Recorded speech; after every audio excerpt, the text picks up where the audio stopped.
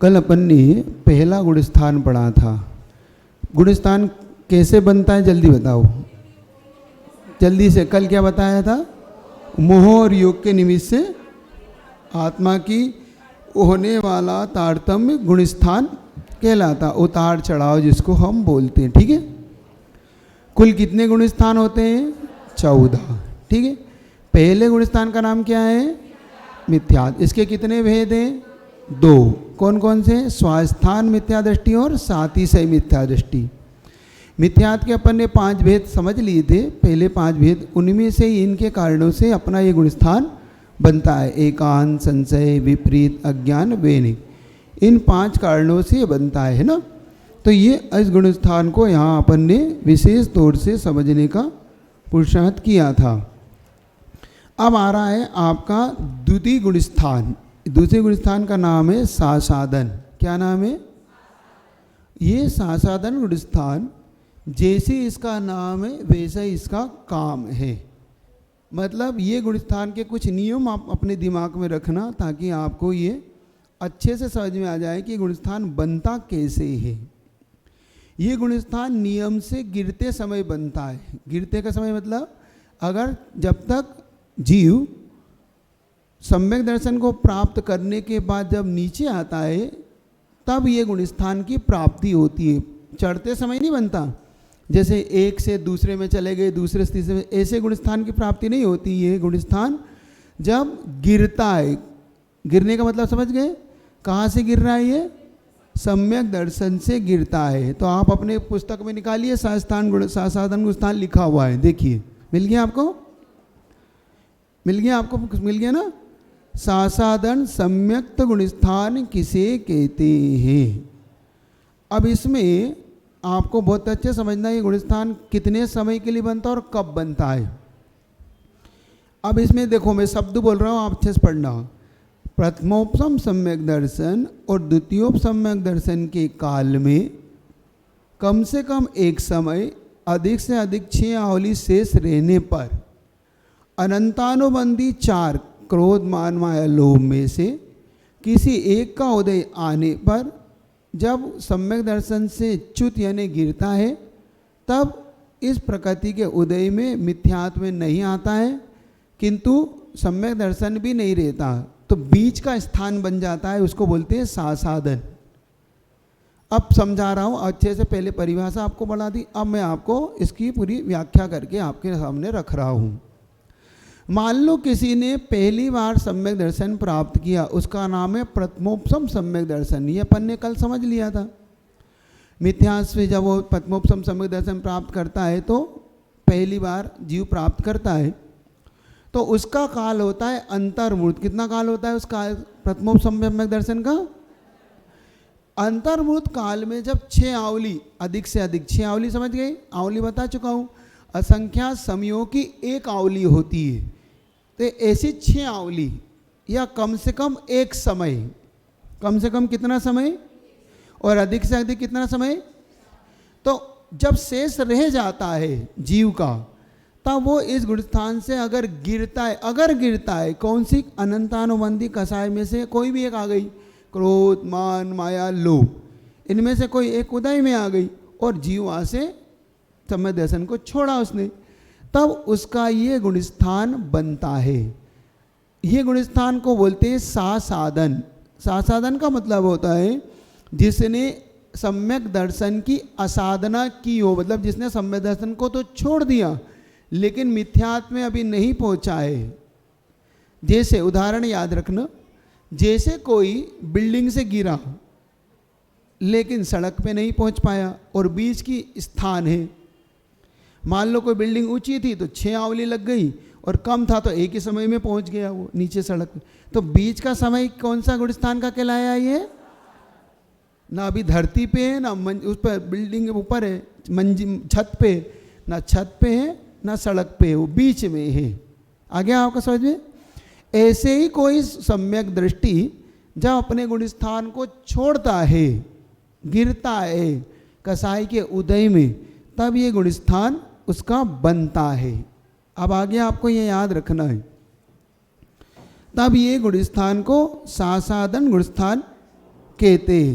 इस गुणस्थान का काल 6 आवली अधिक से अधिक या एक समय है, ये याद रखना आपको। इससे ज़्यादा इसका काल नहीं है।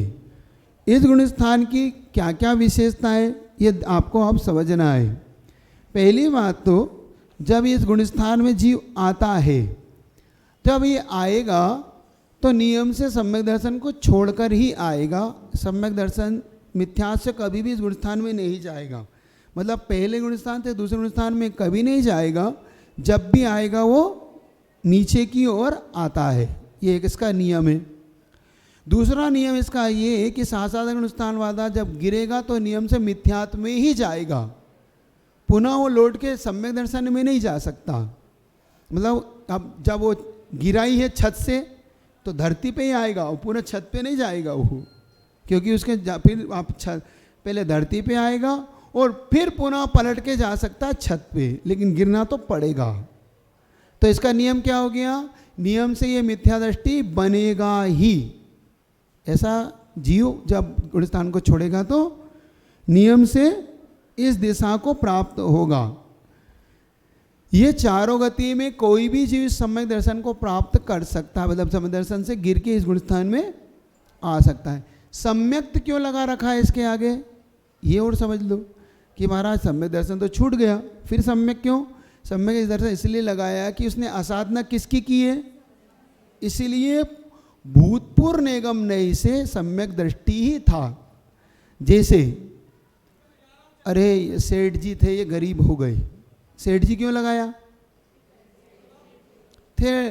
गरीब को तुम सेठ जी नहीं कहते, ये तो गरीब था तो गरीब ही है, ये तो गरीब शुरू से ही है महाराज, लेकिन ये पहले सेठ जी थे, आज गरीब हुए, तो सेठ जी भी लगाया और ऐसे ही सम्यक दर्शन भी लगाया और सम्यक दर्शन से च्युत भी बनाया। तो हमने उसको पूर्व नई की संज्ञा दे दी, लेकिन अब वो सेठ जी नहीं है, अब वो सम्यक दृष्टि नहीं है। ये आपको याद रखना है, ठीक है? अब याद रहेगा आपको। दूसरा है इस गुणस्थान से मर के नरक नहीं जाता कभी भी। इस गुणस्थान में जो है कोई भी मरेगा, मान लो कोई दूसरे गुणस्थान में मरा तो देवत्व में जा सकता है, तिर्यंच में जा सकता है, मनुष्य में जा सकता है, लेकिन नरक में नहीं जाता ये जीव। मरण करके जब मिथ्यात्व में चले जाएगा तब जा सकता है, लेकिन दूसरे गुणस्थान में मरण करके नहीं जा सकता। ये याद रखना। मरण के 3 गुणस्थान हैं, पहला, दूसरा और चौथा। इन 3 गुणस्थानों में ही जीव का मरण होता है, बाकी शेष कोई से गुणस्थान में जीव का मरण नहीं है। ये लिखना अपने दिमाग में। पहले गुणस्थान में मरण होता है, दूसरे में मरण होता है और चौथे में मरण होता है, बाकी कोई भी गुणस्थान में मरण नहीं है। हाँ, आप किसी को पूछना तो नहीं है इसमें कोई? हमारा है? हाँ, आप माइक दे दो तो अब आएगा प्रश्न आपके दिमाग में। और आप माइक ले लो, माइक। हाँ, जल्दी अब आपके दिमाग में प्रश्न उठना चाहिए, तब आपको पूछ पाओगे। हाँ, पूछो। एक मिनट पूछो। नमस्ते महाराज जी। हाँ। महाराज जी, इसमें मरण से समझ में नहीं आ रहा कि अरे आप मरण नहीं करते यहाँ पे अपन? नहीं तो गुणस्थान नहीं रहेगा उस समय? गुणस्थान रहेगा, जैसे पहले गुणस्थान मिथ्यात्व में चला गया और मरण हो गया जी, तो मिथ्या दृष्टि मरा। अच्छा। सासाधारण में मरा तो सासाधारण सम्यक दृष्टि मरा, और अविरत में मरा तो अविरत सम्यक दृष्टि मरा, ऐसा कहेंगे ना अपन। ये गुणस्थान थोड़ी, गुणस्थान तो हमेशा ही बना रहेगा, जब तक संसार है तब तक गुणस्थान है, चाहे पहला बनाओ, दूसरा बनाओ, तीसरा बनाओ या 14वां बनाओ। लेकिन मरण कौन से गुणस्थान में हो सकता है? तो पहले में मरण हो सकता है, दूसरे गुणस्थान में मरण हो सकता है और चौथे में। बाकी कोई गुणस्थान में मरण नहीं है, ये कहा जा रहा है, ठीक है? नमोस्तु महाराज जी। महाराज जी, जैसे 6वें 7वें गुणस्थान वर्ती मुनिराज हैं, अगर उनका मरण होगा तो वो चौथे में आ जाएंगे। हाँ, जब भी कोई मुनि महाराज संलेखना लेते तो संलेखना लेते हैं तो 6ठा गुणस्थान 7वां बनता है, लेकिन जैसे उनका आयु कर्म का निषेक इधर खिरना है उसी समय उनका 4था गुणस्थान बनता है और देव गए पर्याय के लिए चले जाते। मतलब मरण तो होगा चौथे में ही, 6ठे 7वें गुणस्थान में संलेखना धारण कर सकते। माइक किनका? हाँ, माइक ले लो तो मैं बता रहा हूँ आपको। प्रश्न जरा जोर से पूछो तो समझ आए। उपशम श्रेणी वाले भी मरण करेंगे। हाँ, तो अरहंत परमेष्टि के बाद सिद्ध परमेष्टि जब होते हैं, अरहंतों का कभी मरण नहीं होता। पहले आप ये समझ लीजिए, अरहंतों की तो आयु क्षय के बाद नियम से मुक्ति हो जाती है, पहली बात। दूसरी बात ये कि मरण के बाद जन्म का जिनका नियम है उनके लिए ये नियम लागू होता है। जिनका जन्म पुनः संसार में होना है उनके लिए नियम नाम लागू है। जिनका जन्म होना ही नहीं है तो उनके लिए मरण भी नहीं है, ऐसा। क्योंकि वो तो अब उनका आयु कर्म ने रोक रखा था शरीर में, इसलिए उनको 13वें 14वें स्थान में उस आयु कर्म के अनुसार रहना पड़ता है। बाकी तो उनका जीवन मुक्त हम पहले ही कह चुके उन्हें, अब उन्हें सिर्फ संसार मुक्त होना है ना। ठीक है, आगे आपको क्लियर है? ठीक, और कोई? हाँ, कहाँ है आप? हाँ, माइक चालू तो करो। हाँ, पूछ। महाराज जी, अभी आपने बोला कि दूसरे गुणस्थान में मरण होगा तो जीव नरक नहीं जाए। हाँ, नरक नहीं। तो वो कैसे? वो ऐसा है कि एक ये सिद्धांत का नियम है कि साधारण गुणस्थान के साथ कोई भी नरक में नहीं जाता। नरक से निकल तो सकता है, जैसे मान लो नरक में कोई दूसरा गुणस्थान था, मरण हुआ तो वहाँ से निकल के मनुष्य इत्यादि गति में तो आ सकता है। लेकिन मनुष्य और तिर्यंच दो ही हैं जो नरक जाते, देव नरक नहीं जाते, नरक से नरक नहीं जाता। तो नियम मनुष्य और तिर्यंचों के लिए लगाना है कि कभी भी वो साधारण स्थान में मर के नरक नहीं जाते। ये सिद्धांत का नियम है, और नियम में कभी भी इफ बट नहीं होता। मतलब अगर कभी कोई जीव जिसको मरण के बाद नरक जाना होगा वो दूसरे गुणस्थान में नहीं आएगा, या तो चौथे से जाएगा या पहले से जाएगा। चौथे से छायिक सम्यक दृष्टि जाता है, चौथे से जाएगा छायिक सम्यक दृष्टि। देखो बस ये पकड़ रखना है कि किसी ने कुछ भी बोल दिया तो हमारे दिमाग में क्लिक होना चाहिए कि चौथा क्यों बोला, क्योंकि छायिक सम्यक दृष्टि। ठीक है ना। अब विषय बहुत अच्छा चलेगा, आपको थोड़ा थोड़ा सावधान रह के सुनते चले जाना है। ऐसे ही मैंने भी सीखा है, ऐसे ही आपको सीखना है। मैं भी ऐसे ही सुन सुन के सीखा हूँ। जब गुरुदेव के साथ हम 40-50 साधुओं की क्लास लगती थी तो हम भी तुम्हारे जैसे बुद्धू राम थे, बैठे रहते थे, देखते रहते थे क्या हो रहा है, कौन क्या बोल रहा है। लेकिन आज उनके कृपा से योग्यता है कि तुम्हें हम बता सकते हैं कि क्या हुआ। ठीक है ना, ऐसे ही तुम भी बता पाओगे, लेकिन घबराना नहीं। ठीक है, चलिए। नमोस्तु महाराज जी। हाँ जी। जैसे साधन में मरण हुआ, कुल इतना समय में बीज का मिला, बता दिया ना, 6 कावली अधिक से अधिक एक समय एक। हाँ, उसमें गति बांध के वो चला जाएगा उतने समय। मान लो किसी ने आयु पहले ही बांध ली है और दूसरे गुणस्थान में आया तो चला गया, और मान लो नहीं है तो दूसरे गुणस्थान आयु बंद करके चला जाएगा। तो मिथ्यात्व रहेगा ना, मिथ्यात्व ही रहेगा। दूसरे मिथ्यात्व नहीं होता ना, दूसरे गुणस्थान में अनंतानुबंधी होती है, मिथ्यात्व पहले गुणस्थान में होता है। मिथ्यात्व का गुणस्थान कौन सा है? ये अकाट्य नियम। ये नियम अपने दिमाग में बिल्कुल बना लो कि मिथ्यात्व का पहला ही गुणस्थान होता है। अनंतानुबंधी के 2 गुणस्थान होते हैं, पहला और दूसरा। अब प्रत्याज्ञान गुणस्थान के 2 गुणस्थान होते हैं, तीसरा और चौथा। प्रत्याज्ञान का 5वां और संजुलन का 6वां, 7वां, 8वां, 9वां, 10वां, बस। लेकिन ये चारों कसाई जब एक साथ चलेगी तब आपको बताऊंगा कि अनंतानुबंधी 3 कसाई शेष भी 7 काम में करती है। इसीलिए अनंतानुबंधी के साथ 1 से 10 तक सब बनता चला जाएगा, लेकिन अनंतानुबंधी जब प्रश्नल होगी तो पहला दूसरा, ये आपको मैं समय समय पे आपको जताता रहूँगा।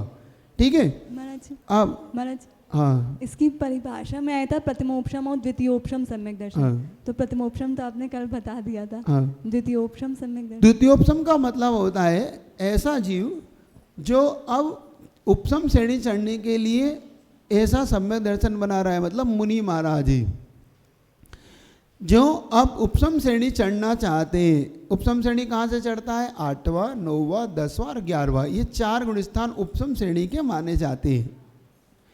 तो ये जीव पहले, सबसे पहले उसका अगर क्षोपसम सम्यक दर्शन है, क्योंकि छायिक का तो कुछ होना ही नहीं है, अपने को बनाना है क्षोपसम सम्यक दर्शन जिसके प्राप्त है, वह जीव जब श्रेणी चढ़ता है तो क्षोपसम सम्यक दर्शन के साथ छपक श्रेणी या उपसम श्रेणी कभी नहीं चढ़ सकता। उसे 2 ही सम्यक दर्शन से चढ़ता है, या तो द्वितीयोपसम हो या छायिक हो। ये 2 ही सम्यक दर्शन के साथ श्रेणियाँ चढ़ सकता है। उपसम के साथ उपसम श्रेणी चढ़ता है, छायिक के साथ दोनों चढ़ता है, छपक भी चढ़ता है और उपसम श्रेणी भी चढ़ता है।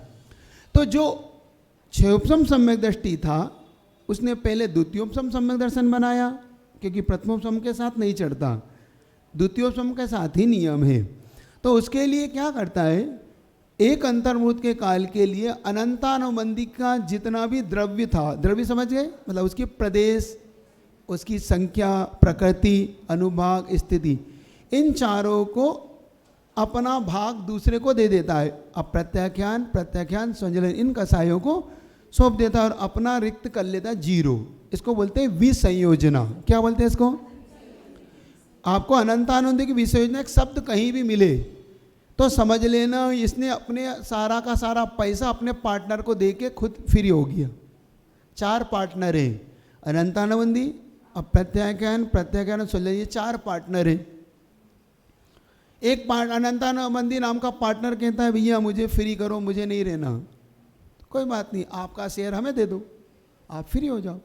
तो अपना जितना शेयर कंपनी का था इन तीनों के नाम करके अपना हिस्सा लेके निकल गया। ऐसे अनंतानुबंधी ने अपना जितना द्रव्य था इन तीनों को बांटा और अपने बाहर हो गया। तो अब पार्टनर कितने बचे? 3। इसे का नाम विसंयोजना। लेकिन ये याद रखना, उसने एक शर्त रखी थी कि ये मैं उधार दे रहा हूँ, मैं तुम्हारा नाम नहीं कर रहा हूँ, ये तुम आप उधार ले लो मुझसे ताकि आप कंपनी अच्छे से चला सको। लेकिन जिस दिन मैं कंपनी में आऊँगा मुझे वापस देना होगा मेरे शेयर। इसका नाम है संयोजना। विसंयोजना का मतलब हुआ अपना सारा का सारा इनको सौंप दिया। संयोजना का मतलब हुआ पुनः ले लिया। एक होता है दान, एक होता है उधार। विसंयोजना में उधार दिया जाता है और संकरण में दान दिया जाता है।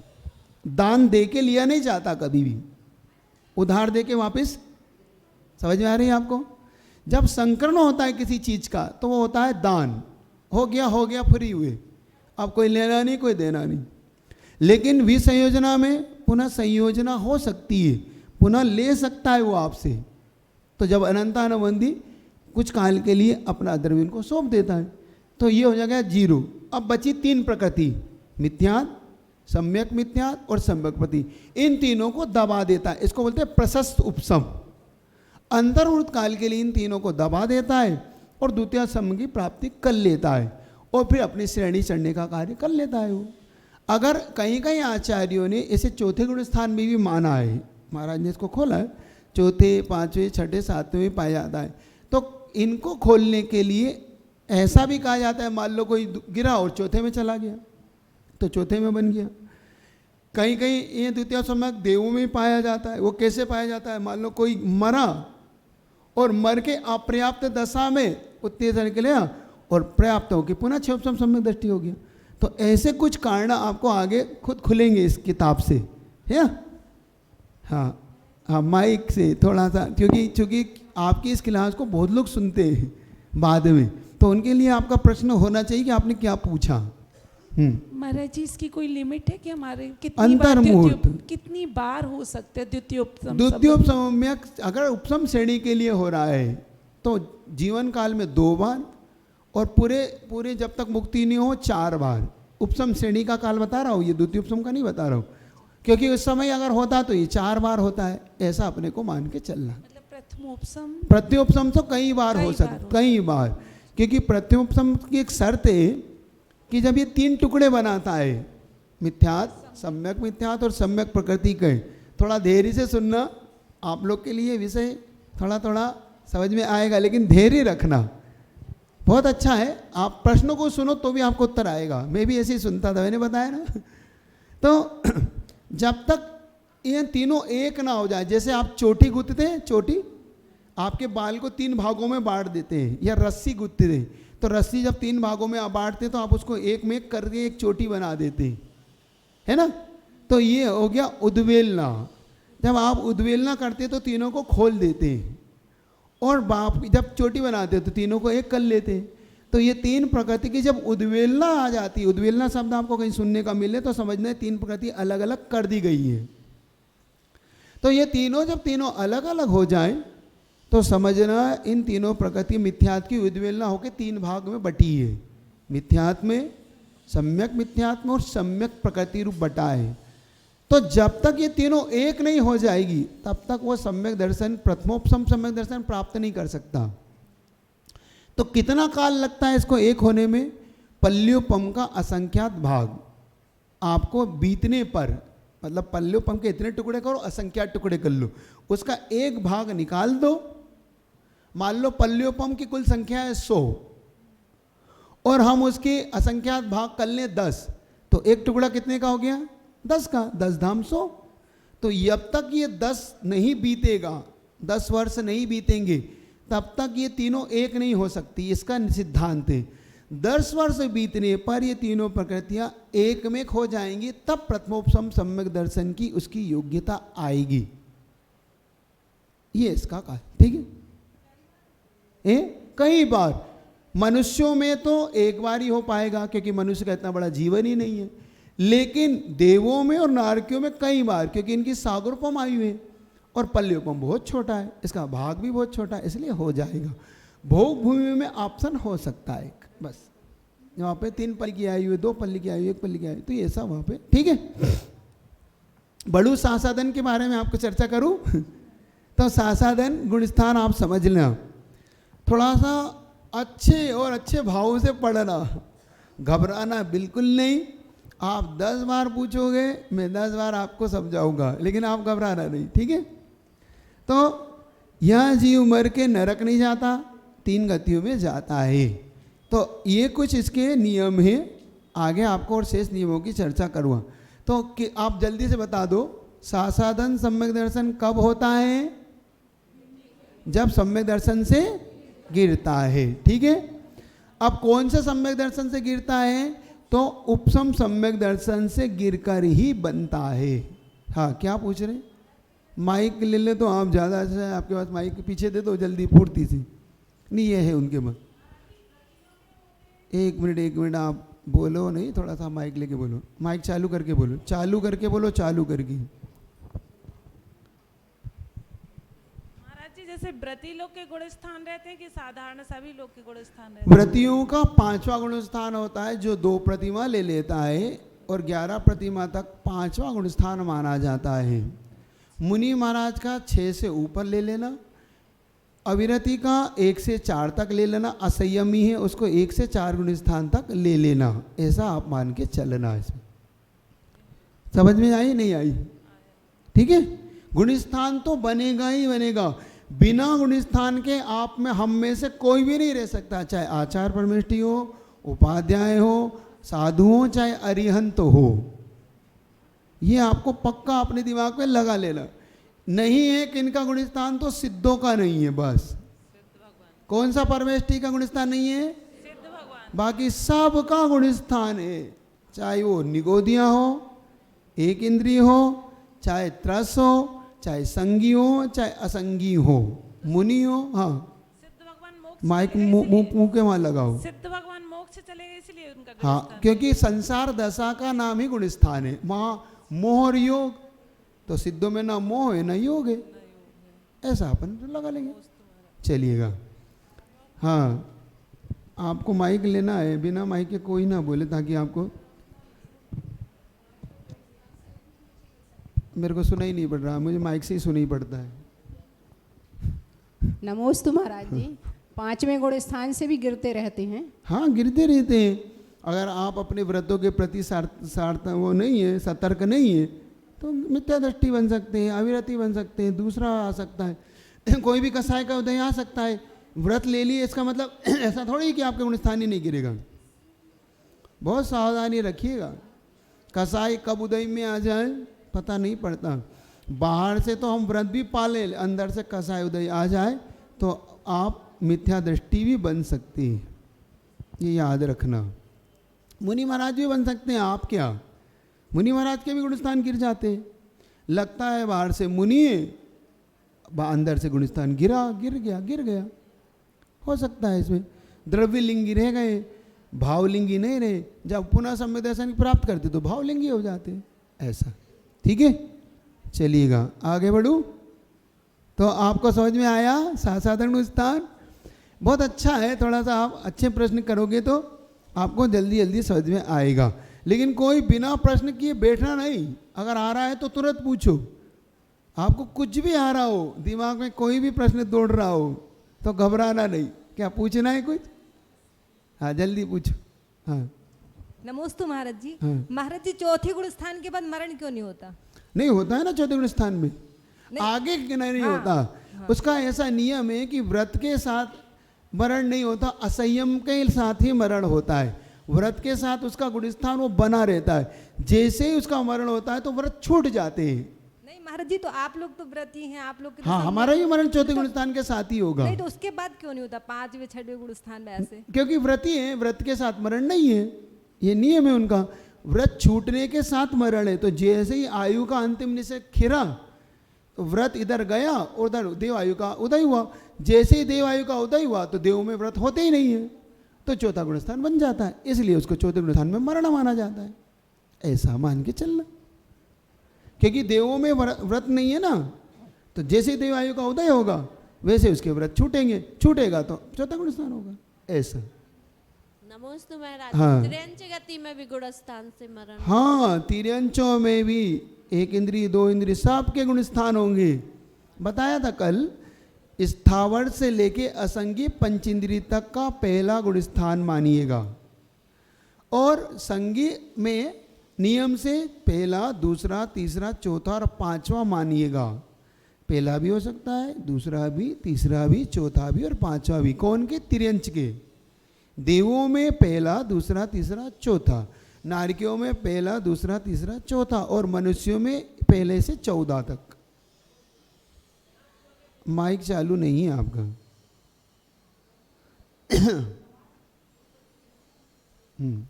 नमस्ते महाराज। यहाँ से मर कर जीव विदेश क्षेत्र भी जा सकता है? जा सकता है, और आता भी ये कि 123 जीवों का विदेह में जाना, ऐसा आता है प्रसंग कि यहाँ से। लेकिन मनुष्य से अगर मनुष्य कर्मभूमि का बन रहा है तो नियम से वो मिथ्यात्व के साथ ही जाएगा। ये आप नियम बना लेना। कोई मनुष्य से कर्मभूमि का मनुष्य था और कर्मभूमि का ही मनुष्य बन रहा है तो मिथ्यात्व के साथ ही लगाना। बस भोग भूमि में 2 ऑप्शन है, सम्यक दर्शन के साथ भी बनता है और मिथ्यात्व के साथ भी बनता है। जिसका छायिक सम्यक दर्शन होगा वो सम्यक दर्शन के साथ भोग भूमि का मनुष्य बनेगा, बाकी शेष मिथ्यात्व के साथ बनेंगे। ये उसका नियम। ठीक, चलिएगा। तो दूसरा गुण स्थान के बारे में करीब करीब आपकी बहुत सारी शंकाओं का समाधान हो गया। अब तो सासाधन सम्यक दृष्टि और द्वितीयोपम सम्यक दृष्टि पता पड़ गया ना। तो दूसरी दृष्टि ऐसे ही मान लो अनंतवती का उदय आया तो दूसरे गुण स्थान में आ जाएगा। वो भी द्वितीयोपम वाला भी कोई मुनि महाराज थे, अनंतवती का अचानक उदय आया और नियम से दूसरे गुण स्थान में आकर पहले स्थान में आ जाएंगे। ऐसा बना लेना, ठीक है। तो इस प्रकार से प्रथमोपसम्यक और दूसरे सम्यक के काल में 6 आवली अधिक से अधिक और एक समय कम से कम शेष रहने पर ये गुण स्थान इनको बनता है। इसका नाम है सासाधन गुण स्थान, ठीक है। इसका एक नियम बताई दिया अपन ने, नरकों में नहीं जाता, बाकी शेष 3 गतियों में जा सकता है। ये गुण स्थान वाला नियम से भव्य ही होता है, क्योंकि अभव्य पहले गुण स्थान से ऊपर नहीं बढ़ता। तो ये गुण स्थान वाला नियम से कौन सा है? भव्य। इस गुण स्थान में तीर्थंकर अगर किसी ने प्रकृति बांधी तो इसमें नहीं आ सकता, ये भी आप याद रखना। मान लो जिसने तीर्थंकर प्रकृति का बंद किया है वो पहले में तो आ सकता है, लेकिन दूसरे में नहीं आ सकता, तीसरे में नहीं आ सकता, तो दूसरे में वो नहीं आएगा, ठीक है। इस स्थान में नियम से अनंतानवधि का उदय होता है, मिथ्यात्व का उदय नहीं होता है, क्योंकि मिथ्यात्व का उदय पहले गुण स्थान में ही होता है। ये याद रखना, इसको मिथ्या दृष्टि नहीं कहना, इसको सासाधन सम्यक दृष्टि कहना। इसको मिथ्या दृष्टि नहीं कह सकते, मिथ्या दृष्टि पहला गुण स्थान है, ये याद रखना है आपको, ठीक है। इस प्रकार से ये कुछ चीज़ें आपके लिए यहाँ पर आपको दे दी गई। और इसका काल कितना होता है? इसका काल नियम से अंतर मुहूर्त होता है। कितना काल होता है इसका? हाँ, ये याद रखना आपको कि इसकी संज्ञा आपको मिथ्या दृष्टि की से मिलने की कब, जब ये गिरेगा। लेकिन इसका काल अंतर्मुहूर्त मतलब 6 आवली है, तो 6 आवली अपने आप में अंतर्मुहूर्त ही है, लेकिन कम से कम कितना हो सकता है? एक समय। तो एक समय अंतर्मुहूर्त नहीं है, ये याद रखना आपको। ये एक समय इसका जगन्य काल है, और उत्कृष्ट काल अंतर्मुहूर्त मतलब 6 आवली। क्योंकि एक आंवली के ऊपर एक समय रख दोगे तो नियम से अंतर्मुख जगन्य अंतर्मुख की प्राप्ति हो जाती है, इसलिए इसको अंतर्मुख भी हम कह सकते हैं। ये आ गई बात समझ में? हाँ, क्यों कहा मैंने अंतर्मुख? क्योंकि यहाँ तो 6 आंवली कह रहे हैं महाराज, आप इसको अंतर्मुख क्यों कह रहे हैं? तो अंतर्मुख इसलिए कह रहा हूँ कि एक आंवली की एक असंख्या समय की एक आंवली हुई, उस आंवली के ऊपर एक समय और रख दोगे तो जगन्य अंतर्मुख का काल आपको प्राप्त हो जाएगा। तो फिर तो 6 आंवली है, तो 6 आंवली में तो कई अंतर्मुख हो जाते हैं इसलिए इसको हम अंतर्मुख हम कह सकते हैं, ऐसा इसको मान के चलिएगा। इस प्रकार से अब आपके सामने दूसरा गुण स्थान पूरा हुआ। कोई प्रश्न किसी को? हाँ, गुण स्थान हर इंसान के चेंज होते रहते हैं उनकी कसाई के उदय के साथ साथ। जैसे मान लो अपनी कसाई का उदय अनंतानुबंधी का हुआ तो हमारा दूसरा पहला बन सकता है, अब प्रत्याख्यान का हुआ तो तीसरा चौथा बन सकता है। इसलिए हमेशा अपनी कसाइयों से बचो, हमेशा अपने परिणामों को संभालो, विशुद्धि को बनाए रखो, वरना सम्यक दर्शन छूट सकता है। डामाडोल मत बनो, अब क्या करूँ मैं वहाँ जाना पड़ा, वहाँ जाओगे तो सम्यक दर्शन छूट जाएगा, अन्यथा अन्य देवी देवताओं की शरणों में जाओगे तो, इसलिए याद रखना। महाराज जी, घर में रह के जैसे क्रोध का साय कुछ करते रहते तो उसमें भी गुणस्थान बनते अगर रहते हैं। इतनी ज़्यादा क्रोध हो गया, मैंने एक चीज़ 2 दिन पहले कही थी, इसको आप लेस्या से पकड़ना, क्योंकि आपको ये कसाई पकड़ में ऐसे नहीं आएगी, आपको लेस्या पकड़ में जल्दी आ जाएगी कसाई की बनी। तो जब हमारे अंदर तीव्र कसाय हो जाए, ऐसी कसाय हो जाए जिससे हमारा गुणस्थान छूट जाए, वो कसाई नहीं करना। बाकी कसाई तो होती रहती है, क्योंकि आप ग्रस्त हो, ग्रस्तों के रौद्र ध्यान भी हो जाता है, आर्त ध्यान भी होता रहता है, कसाई का उदय भी होता रहता है। कसाई का उदय तो किसी का नहीं छूटा, तो इसलिए उस कसाई को मंद बनाए रखो, आप प्रत्याख्यान के योग्य बनाए रखो। उसके लिए उदाहरण क्या दिया उन्होंने अपने लिए, देखो उदाहरण याद रखो जिससे आपको पता पड़ेगा।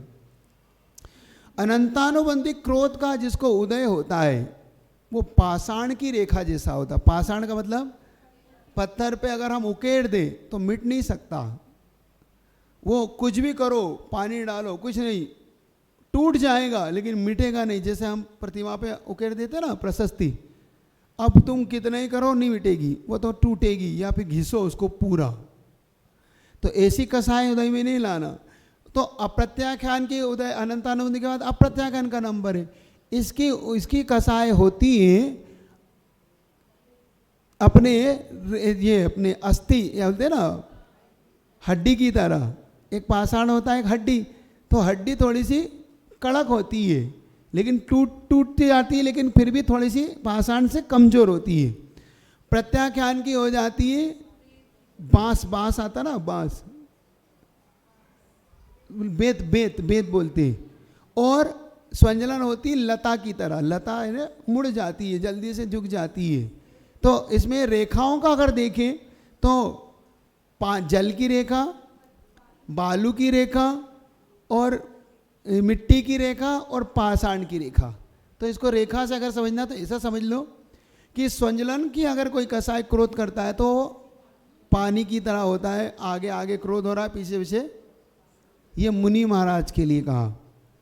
कोई व्रती है, पंचगुण स्थान व्रती है, उसकी कसाई होती है रेत की तरह। रेत पे अपन बनाओ और थोड़ा सा हवा चले और अप्रत्याख्यान की कसाई क्रोध होता है मिट्टी की। अब वो बन जाती है लेकिन जल्दी नहीं मिटती, फिर उसको थोड़ा पानी आने डाल के गलती है मिट्टी, जब जाके सूख जाती है तो बहुत खत्म हो जाती है।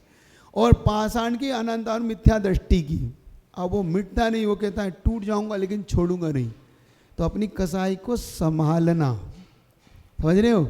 अगर ऐसा बेर चल रहा हो, ऐसा झगड़ा हो गया हो, ऐसा आपस में उठापटक हो गई हो, तो भैया अपनी कसाई को तुरंत हाथ जोड़ो, क्षमा मांगो, भैया क्या करना, मुझे नहीं किसी के प्रति कसाई रखना, क्योंकि मैं अपना सम्यक दर्शन थोड़ी खो दूंगा। ठीक है भैया, कुछ चीज़ें हुई हैं तो कुछ पल के लिए, जीवन में क्या है, मरने के बाद ना वो चीज़ इसकी है ना मेरी है, हो जाएगा जिसके कर्म का उदय में। तो जल्दीबाजी नहीं करना। आ गया, आपको समझ में आ रहा है?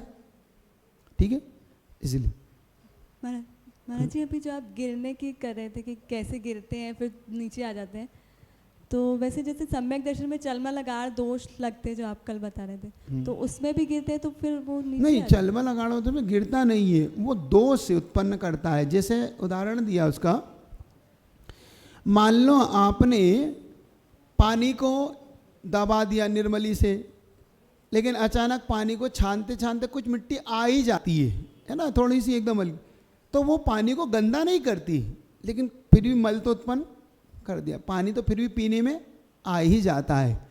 ऐसे ही जो क्षोभसम सम्यक दृष्टि होता है, वो डामाडोल जैसे बुढ़िया लकड़ी हाथ में लेती हो तो हिलती रहती, लेकिन गिरती नहीं है। वो आप देख लेना, वो ऐसा लगता है आप गिरी कि कब गिरी, लेकिन वो संभले रहती है।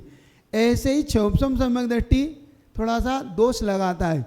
और दोष क्या है? सिर्फ इतना था दोष है उसका कि ये भगवान मेरे, ये भगवान तेरे हैं। अब सरागता की ओर नहीं जा रहा वो, ये मंदिर मेरा, ये मंदिर तेरा है, इतना सा उसका दोष है। ये पार्श्वनाथ भगवान का मैं भक्त हूँ, तुम शांतिनाथ भगवान के होंगे, मैं तो पार्श्वनाथ भगवान का भक्त हूँ, ये दूसरा दोष है।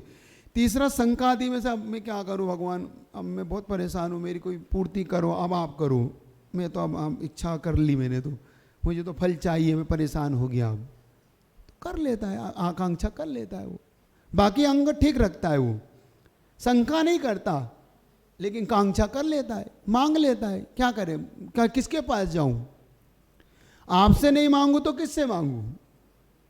आप ही तो मेरे हो, इसलिए आपसे मांग लिया मैं, तो दोष उत्पन्न कर लिया।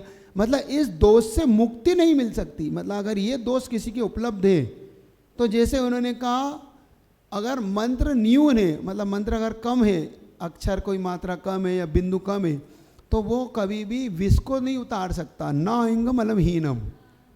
ऐसे ही ये सम्यक दर्शन का दोष है, इसमें से मुक्ति प्राप्त नहीं हो सकती, लेकिन सम्यक दर्शन बना रह सकता है। तो गुणस्थान नहीं गिरेगा? गुणस्थान नहीं गिरेगा, चौथा पांचवा छठा सातवां बना रहेगा।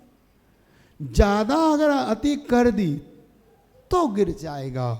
अब तुमने मान लो 8 अंग होते हैं अपने, 2 हाथ, 2 पैर, गर्दन, छाती, पीठ, नितंब, ये हमारे 8 अंग हैं। मान लो हाथ किसी का कट गया तो मनुष्य थोड़ी चला गया, एक अंग से हीन हो गया, अपंग हो गया। लेकिन 8 ही चले जाएं तो बचा क्या फिर? 2 हाथ चले जाए, 2 पैर चले जाए, गर्दन चले, अब क्या बचा उसका? ऐसे ही अगर 8 ही अंग चले जाएं तो सम्यक दर्शन नष्ट हो जाएगा। लेकिन अगर है तो फिर बना रहेगा, ठीक है। एक आध दोष चल जाता है, कोई एक पैर कट गया, कोई का कुछ हो गया, कोई का कुछ हो गया, ऐसा हो जाता है, तो फिर भी बना रहता है, लेकिन वो मनुष्य अपंग कहलाता है। ऐसा सम्यक दर्शन भी अपंग सम्यक दृष्टि कहलाता है। चलिएगा आगे बढ़ू। बहुत अच्छा लग रहा है, कम से कम आप प्रश्न कर रहे हैं, तो मुझे अच्छा लग रहा है कि 6 डाला से ज़्यादा प्रश्न इसमें कर रहे हैं आप, जो मुझे उम्मीद नहीं थी। हाँ नमोस्तु महाराज जी। जैसे मिथ्यात्व में जाने के बाद, थोड़ा आगे और लगा लो माइक को। मिथ्यात्व में जाने के बाद सम्यक दर्शन धारण करें तो उसका फल मिलता होगा कि नहीं मिलता? क्यों नहीं, अपन सम्यकता दृष्टि से ही तो सम्यक दर्शन धारण करते हैं। हम पहले सम्यक दृष्टि थोड़े बनते हैं, हम अनादिकाल से मिथ्या दृष्टि ही हैं। अब जब भी प्राप्त करेंगे तब हमारा वो प्रथम सम्यक दर्शन होगा। वो प्रथम सम्यक दर्शन हमारे लिए मुक्ति दिला सकता है, बाद में आगे जाके क्षयिक होगा, आगे जाके मुक्ति मिल जाएगी। इसमें क्या प्रायश्चित लेना चाहिए फिर? किसका? जैसे मिथ्यात्व में अपन गए, हाँ तो ले सकते हैं कि हाँ महाराज मुझसे ये दोष हो गया, मुझे इस प्रायश्चित दूर, मेरे इस दोष को दूर करो, तो ले सकते हैं। वो फिर उसके यथायोग्य बता दिया जाएगा कि आपने ऐसा किया तो इसको ऐसे कर लो, ऐसे हो जाएगा, ठीक है ना। क्या हुआ? चालू करके बोला करो। नरक गति बांधने के बाद शायद सम्यक दर्शन हो सकता है। बिल्कुल वही है, अपने राजा श्रेणी का उदाहरण सर्वश्रेष्ठ उदाहरण है। पहले नरकायु का बंद किया। देखो एक बात समझ लो, पहले ये नरकायु अलग कर्म से बांधी है, क्षयिक सम्यक दर्शन का कारण अलग है, दोनों ही अलग अलग कारणों से होते हैं। नरकायु उसने मिथ्यात्व के साथ बांधी है, सम्यक दर्शन उसने अपनी कसाई को मंद करके प्राप्त किया है, क्षयिक सम्यक दर्शन भगवान के पादमूल में प्राप्त किया है। तो किसको कब पुरुषार्थ करने में, एक बात इससे अच्छी है, सीख लेना, कुछ भी हो जाए लगने लगे कि नरक आयु को बंद हो गया, फिर भी पुरुषार्थ मत छोड़ो, फिर भी पुरुषार्थ, क्योंकि हो सकता है 6 समय दर्शन हो जाए हमें, ठीक है, पंचम काल में नहीं होता, उपसमी सही, उपसमी सही। तो नरक आयु को सम्यक दर्शन में बाधक नहीं माना उन्होंने, नरक आयु को व्रत में बाधक माना है। व्रत ही नहीं बन पाएगा। जिसने अगर नरक आयु को बंद कर लिया है तो अब ना 2 प्रतिमा ले पाएगा ना मुहि बन पाएगा, ये उसका नियम है। लेकिन सम्यक दर्शन में नरक आयु को कहीं बाधक नहीं माना, मनुष्य आयु को भी, तिर्यंच आयु को भी और देव आयु, इन चारों ही आयु को कहीं भी बाधक सम्यक दर्शन में नहीं माना।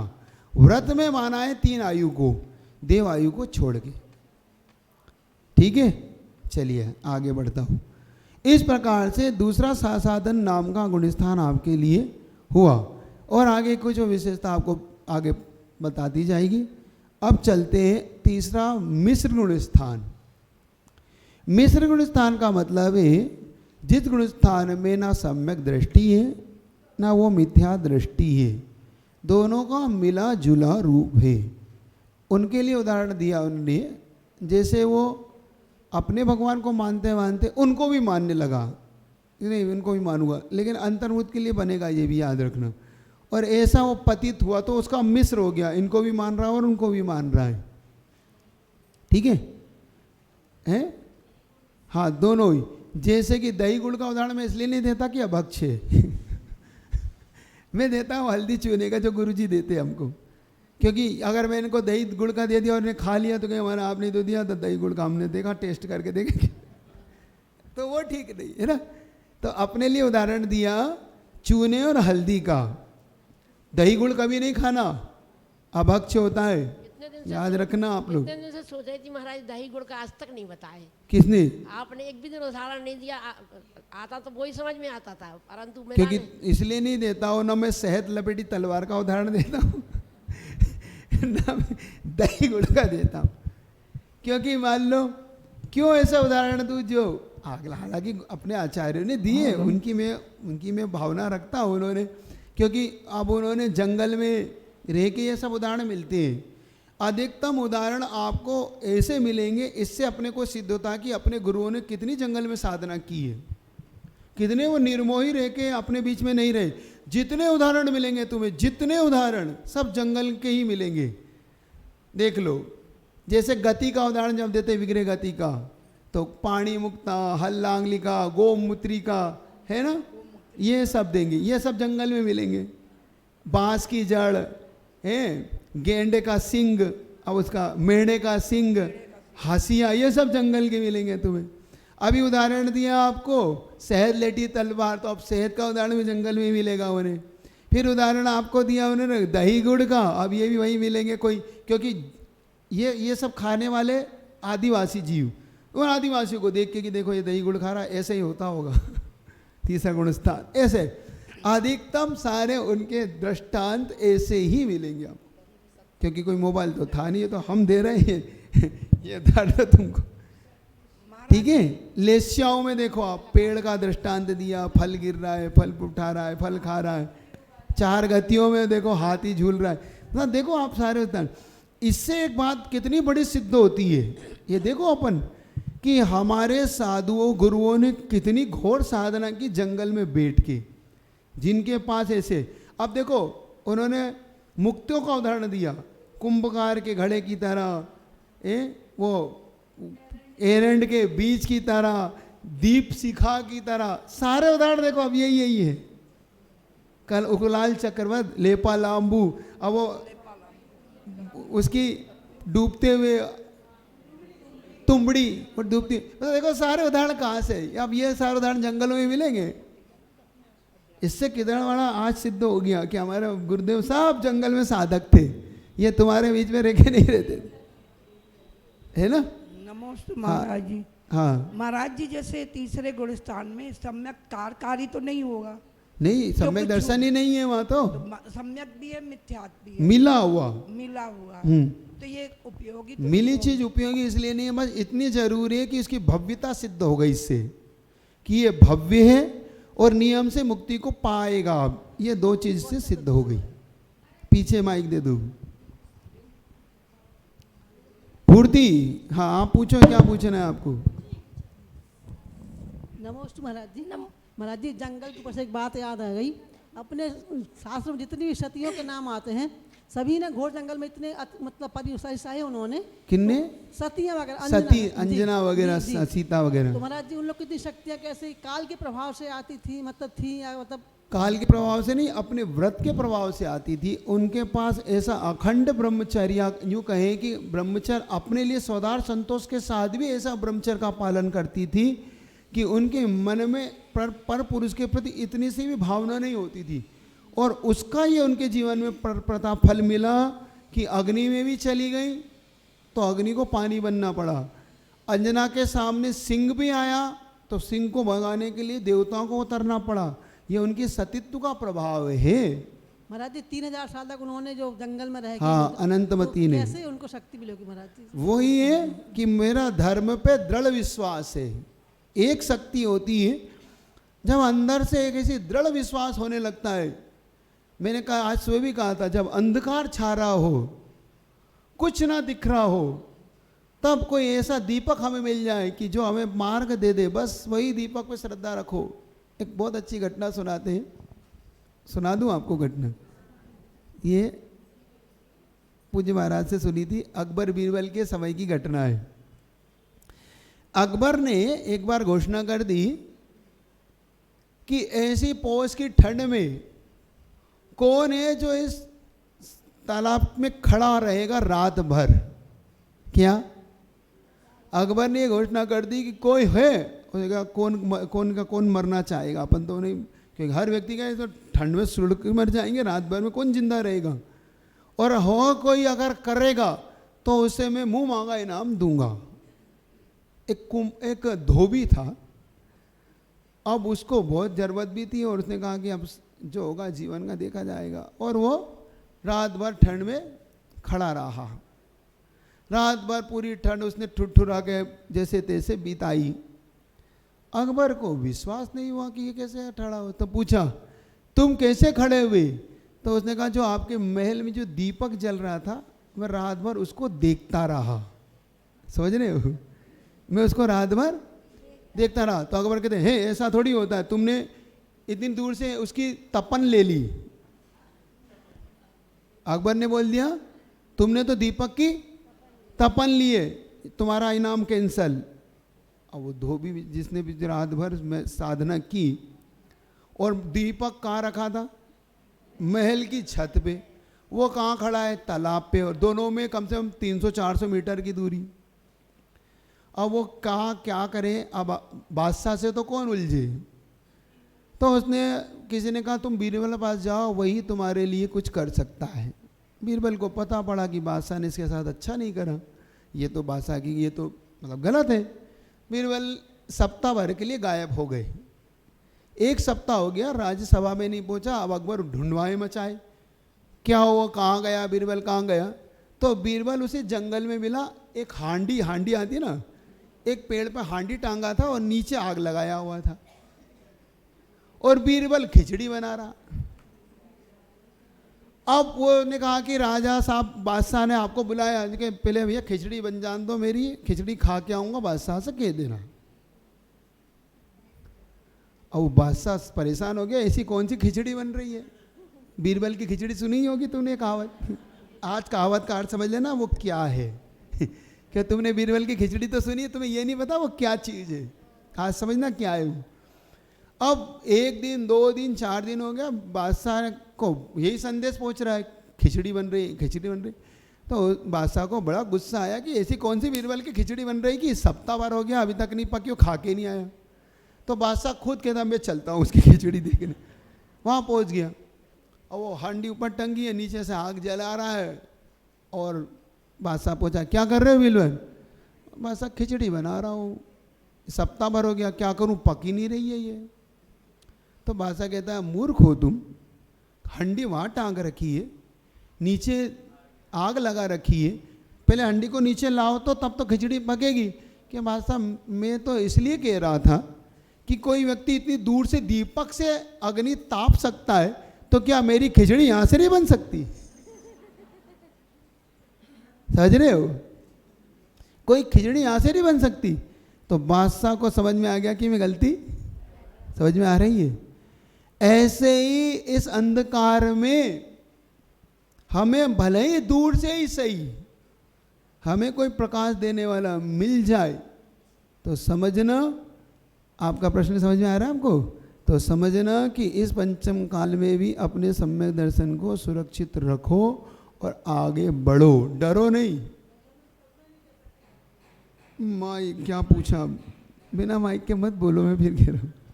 महाराज जी हम लोग तो कल्पना ही नहीं कर सकते इन घटनाओं की कि कैसे उन मतलब जंगल के नाम से हम लोग को डर। यही तो मैं कह रहा हूँ, उसके पास कौन सा दीपक था, इतनी दूर पे भी वो अपने आप को सम्यक दर्शन को, अपने व्रतों को सुरक्षित रख रही है। इस विचार तो बनाओ, कोई नहीं 3000 वर्ष, कितने 3000 वर्ष घनघोर जंगल में मनुष्य का कोई नामो निशान नहीं है। जहाँ पे चिड़िया तो दूर की बात है, अजगर सर्प ये सब बोल रहे हैं यहाँ पे, फिर भी दृढ़ संकल्प है कि मेरी सच्चे देवसाथ गुरु पे आस्था है। बस यही आस्था उसे वहाँ रोके हुए, सोचो तो कितनी गहरी आस्था। बस यही अंधकार में कोई अपने को ऐसे दीपक दिखा दे तो हमारा काम हो जाए। समझ रहे हो कि नहीं? बाकी सब संसार ऐसा ही है, ठीक है। तो महाराज जी, हाँ। महाराज जी दही के साथ शक्कर भी अभक्ष है क्या? दही के साथ शक्कर अभक्ष नहीं, लेकिन अंतर मुहूर्त बाद अभक्ष है। अगर आपने शक्कर मिला ली है दही में तो अब अंतर मुहूर्त के अंदर उसको पूरा कर लीजिएगा। अब लस्सी बना के रख देते हो और 3 घंटे बाद पी रहे हो, तो अब कितने मिनट की मर्यादा है उसकी? अंतर मुहूर्त, आपने जैसे ही शक्कर को घोला है, चाहे आप श्रीखंड बनाओ, चाहे आप लस्सी बनाओ, चाहे छाछ बनाओ, अंतर मुहूर्त के अंदर वो उसको आप वहाँ से दूर करिए, वरना उसको नहीं छुइए अंतर मुहूर्त बाद। अब उसमें लार का सहयोग नहीं हो सकता, इसलिए आप नहीं पी सकते, ठीक है। वैसे अभक्ष नहीं है, लेकिन अंतर मुहूर्त बाद अभक्ष है, ठीक है। चलो, और गुड़ तो पूरा ही अभक्ष है, 1 मिनट के लिए भी गुड़ नहीं डालना। और मैं बता दूं वो क्या करते हैं आप जब कोई बड़ा आड़ा खाते हैं ना, तो मान लो दही बड़ा तो वैसे अभक्ष है, लेकिन मान लो आपने आटे का बना लिया बड़ा, तो उसमें गुड़ की चटनी डाल के दही नहीं डालना, याद रखना। मीठी चटनी, सौंठ की चटनी, गुड़ की चटनी, दही की चटनी और तुम फिर खा रहे हो तो अभक्ष है। आप सब अलग अलग खाओ है, ऐसा नहीं कहो, आचार्यों की बात को समझो।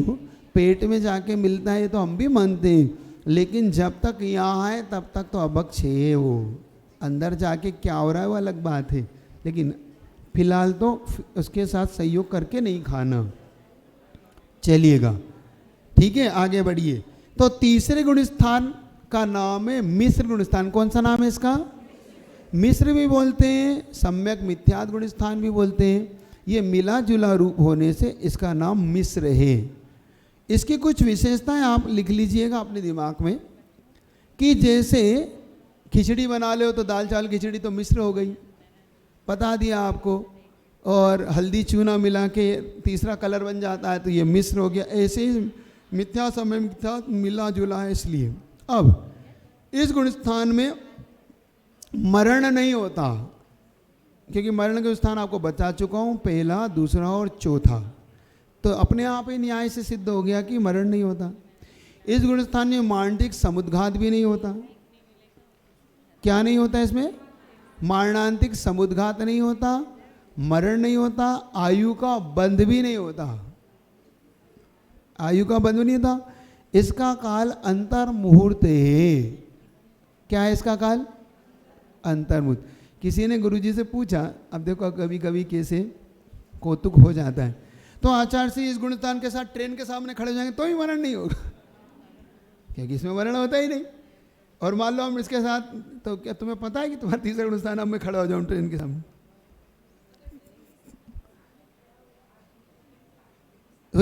नहीं, उसका तीसरा गुणस्थान, उसको क्या टेम्परेचर थोड़ी कि मेरा तीसरा हो गया कि पहला हुआ, वो तो पता तब पड़े जब तुम्हारा और तब खड़े हो, और जब तक गुणस्थान ही बदल जाएगा, है ना। तीसरा, तो इसके साथ अंतरकाल इस गुणस्थान के साथ संयम नहीं ले सकता, तीसरे गुणस्थान के साथ संयम प्राप्त नहीं कर सकता। तीसरे से या तो पहले में जाएगा या चौथे में जाएगा, पांचवें में नहीं जा सकता, सातवें में नहीं जा सकता। ये याद रख लेना। इसकी 5 विशेषता बता दी आपको मैंने। सम्यक मिथ्यात्वात् मारणांतिक समुद्घात नहीं करता। मारणांतिक समुद्घात किसे कहते हैं महाराज, ये और बता दो, आपने इतना तो बता ही दिया। तो मारणांतिक समुद्घात सुन लो क्या होता है। जब किसी जीव का मरण के में अंतर्मृत काल शेष रह जाए तो उस जीव के आत्म प्रदेश उस स्थान पर जाके जहाँ पर उसको जन्म लेना है वहाँ तक अपने आत्म प्रदेशों को फैलाता है और पुनः फैला के अपने आत्म प्रदेश में आ जाता है। उस शरीर में पूरा मरण करके उस स्थान पर चला जाता है। लेकिन जो आत्म प्रदेश फैलाए उसका नाम है मारणांतिक समुद्घात। क्या है उसका नाम, ये याद रखना। कोई मर रहा था, मरते मरते उसने आत्म प्रदेशों को फैलाया और फैला के उस स्थान को टच किया उसने जिस स्थान पर जन्म होना था, और पुनः आके अपने स्थान में आया और अंतर्मुक्त मरण करके उस स्थान पर चला गया। इसका नाम कैसे फैलाया, वो कपड़ा नहीं है, आत्म प्रदेश है उसके, ऐसे फैलाया।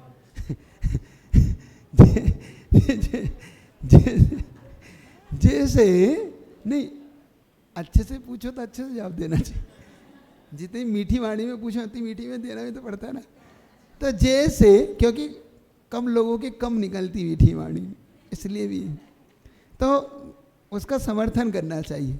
तो जैसे आप धोती सुखाते हैं, कभी कभी इसको केवली समुद्घात में देते हैं उदाहरण, फिर भी आपको यहाँ समझने की दृष्टि से दे रहा हूँ आत्मप्रदेश कैसे फैलते हैं। आप धोती जल्दी हो आपको तो आप क्या करते, धोती को ऐसा डाला, निचोया निचोया ऐसा कर दिया, फिर आप उसको ऐसे करके फैलाते हैं और ऐसे सुखाते हैं। तो जो फैलाना है यही उसके आत्म प्रदेश को फैलाना है। आत्मा तो वही है, लेकिन उसके आत्मा की जो प्रदेश है, जैसे धोती तो आपके हाथ में ही है, लेकिन उसका एक छोर आपने वहां दे के फैला दिया है ना, फैलाया ना। तो आत्मा तो इस शरीर से अभी है, लेकिन उसके जो प्रदेश फैले गए, मतलब अपने शरीर से बाहर निकल गए और वहां तक टच कर गए, उसका नाम है समुद्घात। तो उसको बोलते हैं मारणांतिक समुद्घात। अब टार्च का उदाहरण दे दो या किसी का ही दे दो। टार्च आपने यहाँ जलाई और वहाँ तक उसका प्रकाश फैल गया, टार्च बंद की, वो प्रकाश, हाँ प्रश्न उधर दे दो माइक। अच्छा लग रहा है मुझे, 6 डाला से भी ज़्यादा प्रश्न इसमें आप कर रहे हैं। अच्छा, मतलब आपका इंटरेस्ट बन रहा है। हाँ नमोस्तु महाराज हाँ। जी। जैसे किसी व्यक्ति की जब मृत्यु होती है जी, तो उसके जस्ट पहले किसी और दूसरे को बोलता है कि मैं तुम्हारे घर आ रहा हूँ। नहीं ऐसा कुछ नहीं है, ये सब भ्रम है। ये सब भ्रम है कि वो बोल के नहीं जाता कहीं। ये सब अपनी कपोल कल्पनाएं है, सिर्फ अपनी कपोल कल्पनाओं में नहीं जियो।